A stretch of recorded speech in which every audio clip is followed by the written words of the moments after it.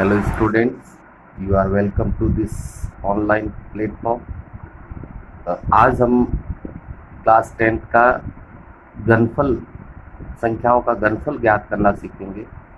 संख्याओं का घनफल ज्ञात करने की हमारे सिलेबस में 3 प्रकार की विधियाँ हैं। निकलन द्वारा घनफल, सूत्र आनुरूपणी द्वारा घनफल और एकाधिकेन पूर्वेण विधि द्वारा घनफल। तो सबसे पहले आज हम इस टॉपिक को शुरू करते हैं। घनफल की यहाँ पर 2 विधियाँ करेंगे, तो आप इस वीडियो को अच्छे से देखें, चैनल को सब्सक्राइब, लाइक और शेयर करें। तो शुरू करते हैं आज का टॉपिक, वैदिक विधि से घनफल। सूत्र सबसे पहला जो है हम लेते हैं सूत्र निकलम द्वारा घनफल। ये निकलम जो है, इसके निकलम द्वारा वर्गफल का भी वर्ग ज्ञात करने में भी 2 सूत्र काम आते थे, आधार सूत्र और उपाधार सूत्र। तो आधार सूत्र क्या है? संख्या का घन बराबर होता है संख्या प्लस विचलन इंटू 2 ऑब्लिक 3 इंटू विचलन स्क्वायर ऑब्लिक विचलन क्यूब, यानी कि 3 खंड होते हैं। उपाधार सूत्र में क्या याद रखना है?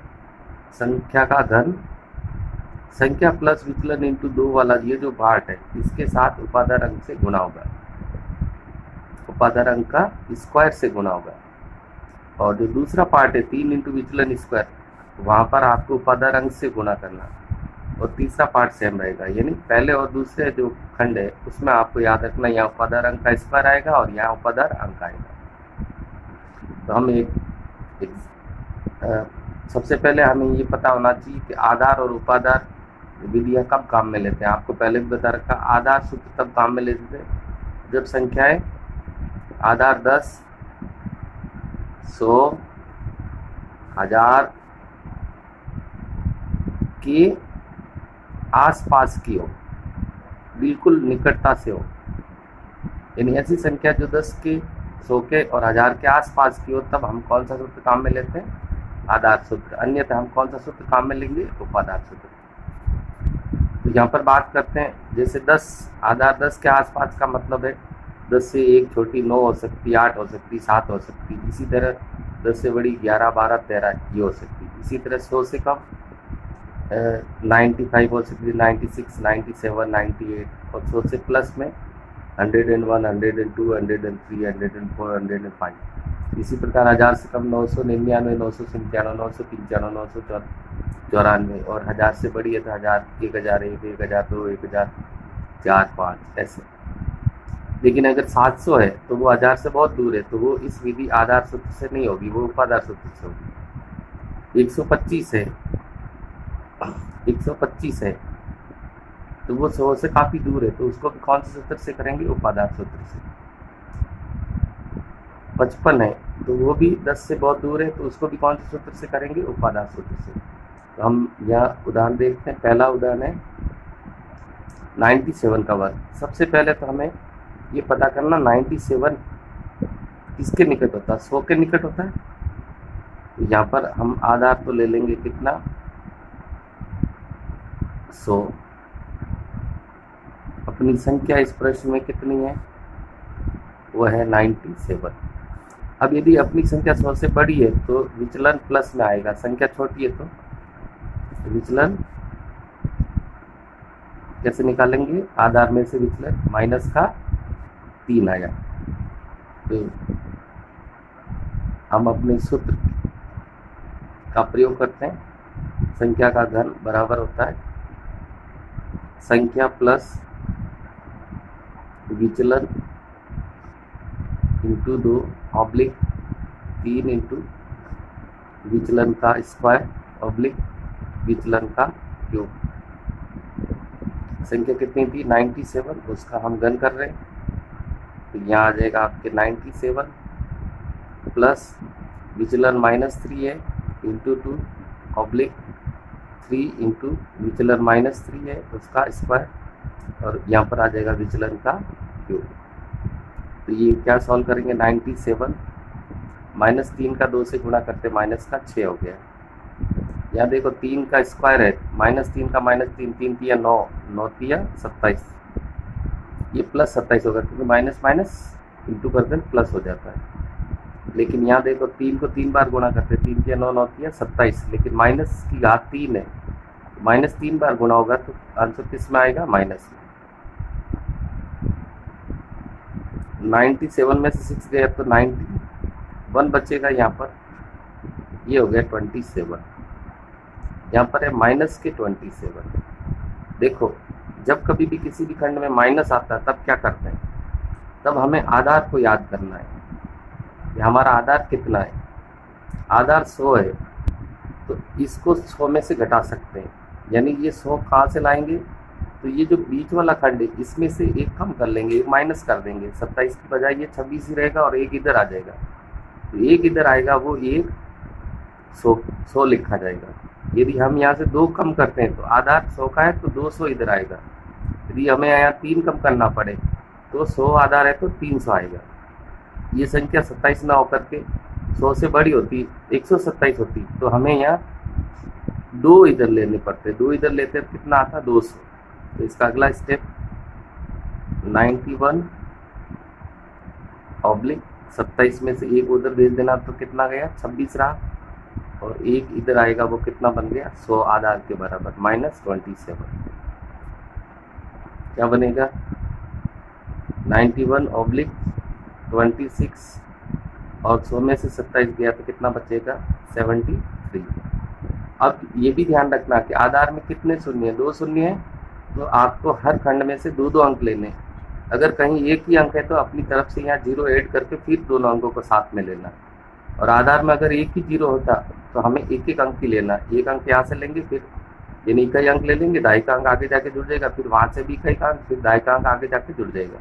यहाँ तो आधार में 2 0 है तो 2 अंक आएंगे, यानी सबसे पहले लास्ट वाले खंड का 73 आ जाएगा, फिर 26 आ जाएगा और फिर 91 आ जाएगा। यही इस दी गई संख्या का घनफल है। कौन सी संख्या? 97 का घनफल। तो इसमें एक एग्जांपल और देख लेते हैं जो उपादान से संबंधित है। यहाँ हम एक संख्या लेते हैं 27 और उसका घन निकालते हैं। तो यहाँ पर भी संख्या कितनी है अपनी? 27। आधार इसमें क्या बनेगा? 10।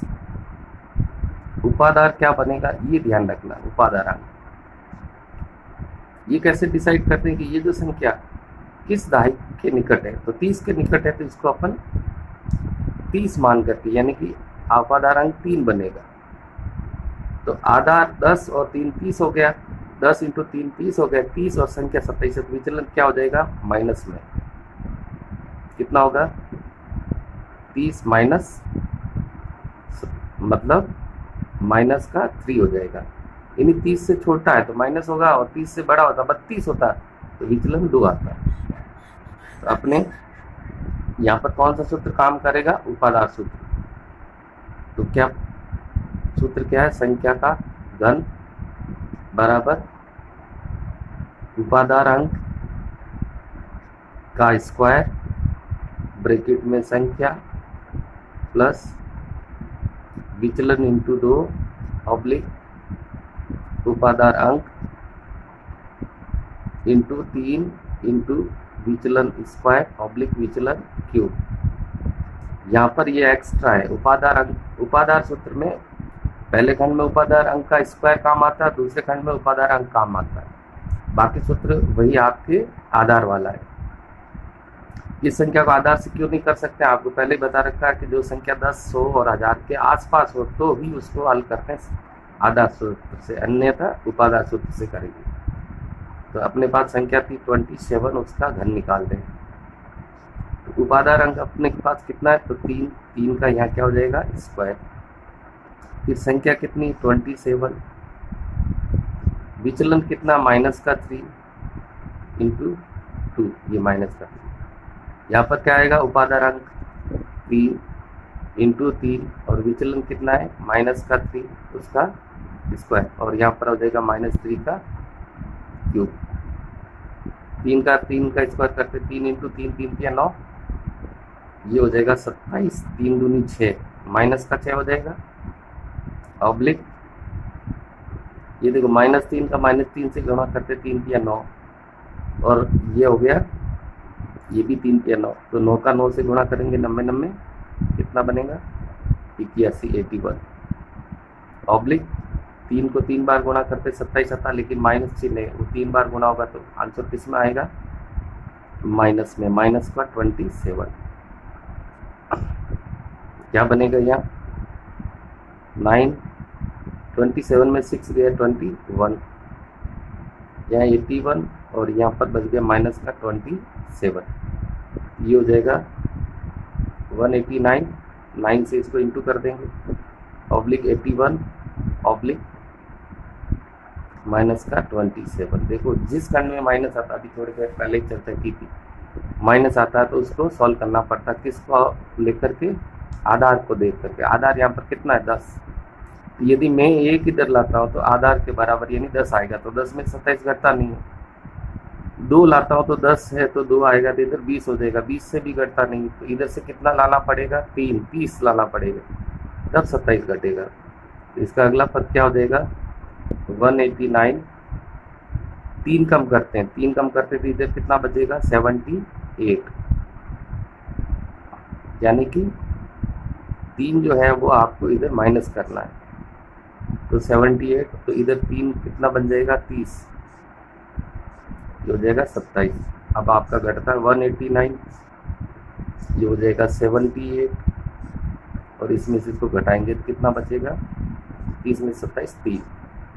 तो अब यहाँ पर आधार में कितना जीरो, एक ही जीरो है, तो एक एक अंक काम आएगा, यहाँ का इकाई का अंक लिखेंगे, दाई का आगे चला जा करके प्लस हो जाएगा, फिर इकाई अंक यहाँ लिखते हैं, यहाँ का इकाई अंक 3 काम आ गया, दाई का अंक इसमें जाके जुड़ जाएगा, 78 में 0 जोड़ेगा तो इसका इकाई अंक कितना हो गया 8, दाई का अंक 7 इधर जाएगा तो कितना हो जाएगा 7 इसमें जोड़ेंगे तो 196। तो अपने इस 27 का क्यूब जो है वो आ गया 19683, 19683। कैसे, इसका इकाई का अंक काम ले लिया, दाई का अंक आगे जाके जोड़ दिया, फिर यहाँ से इकाई का अंक काम में लिया, यहाँ का दाई का अंक 7 है वो इसमें जाकर के जुड़ जाएगा, जो भी बनेगा वो लास्ट वाला फिगर लिखना। देखो कभी कभी बीच में भी माइनस आ सकता है, बीच के खंड में, तब भी आपको वही विधि काम में लेनी। जैसे यहाँ 78 माइनस, मान लो माइनस का होता है तो ये कम से कम 80 में से घटता है, आधार 10 है तो इधर से 8 कम करते तो यहाँ 80 बनता है। वही तरीका जो लास्ट खंड में किया वो का वो इसमें करना है। तो ये माइनस के पदों को सॉल्व करने में थोड़ी सी सावधानी बरतनी है। तो अब हम एक विधि दूसरी और लेते हैं। ये दूसरी विधि जो है वो है आपके उपसूत्र आनुरूपिणी द्वारा घनफल। उपसूत्र आनुरूपिणी द्वारा घनफल, इसमें आपको पहले ही बता रखा है कि उपसूत्र आनुरूपिणी द्वारा घनफल जब ज्ञात करते हैं तो a प्लस बी का होल क्यूब वाला फॉर्मूला अप्लाई करते हैं, उसी के पदों का अनुसरण किया जाता है। a क्यूब 3a² b और 3ab² और प्लस b क्यूब, यानी यहाँ 4 खंड बनेंगे किसी भी संख्या के। जैसे अपन बात करते हैं 25 का घनफल की बात करते हैं, यहाँ पर ये एग्जाम्पल लेते हैं 25 का घनफल, तो हमें यहाँ पहले से डिसाइड कर लेना कि इसका जो इकाई अंक है वो तो b हो जाएगा और दाई का अंक यहाँ क्या हो जाएगा a। तो a और b कौन बनता है, फिर यहाँ पर 4 खंड बनेंगे। पहला खंड a क्यूब का होगा, दूसरा खंड a² b का, तीसरा खंड ab² का और चौथा खंड b क्यूब का होगा। a क्यूब यानी 2 का क्यूब यह आएगा, फिर b का क्यूब पहले लिख देते हैं, ये 5 का क्यूब आ जाएगा यहाँ पर।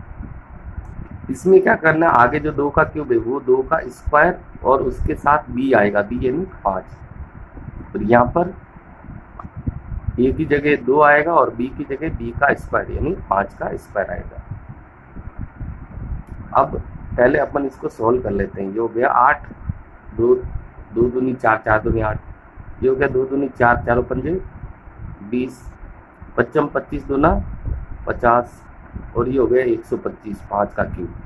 देखो ये है a² b और ये है ab², लेकिन यहाँ 3 है तो ये एक भाग आ गया, तो इसका दुगुना इसके नीचे लिख दो तो ये 3 भाग हो जाएंगे। इसका दुगुना इसके नीचे लिखेंगे तो ये कितने भाग हो जाएंगे, ये भी ए स्क्वायर बी है, तो ये दो और इसका डबल करके जोड़ दिया तो ये टोटल कितना हो जाएगा, 3 ए स्क्वायर बी। यहाँ पर भी ये 25 दूना 50 था, तो इसका डबल नीचे जोड़ दिया तो ये कितना भाग हो गया, 3 ए बी स्क्वायर। अब इसको अपन सीधा सीधा नीचे जोड़ लेते, ये 8 हो गया।